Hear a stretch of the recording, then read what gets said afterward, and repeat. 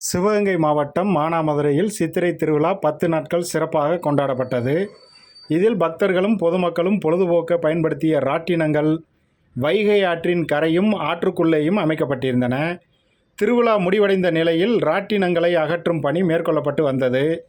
இந்நிலையில் கடந்த 2 நாட்களாக பெய்த கோடை மழையால் வைகை ஆற்றில் திடீரென தண்ணீர் வரத்து அதிகரித்தது. இதனால் இடுப்பளவு உயரம் வரை தண்ணீர் ஓடிக்கொண்டிருக்கிறது.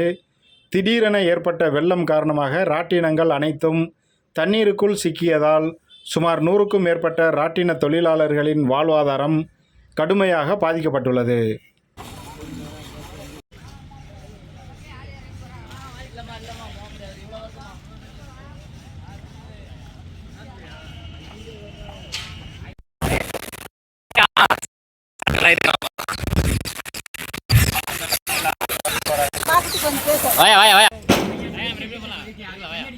நான் வரல லோக்கல்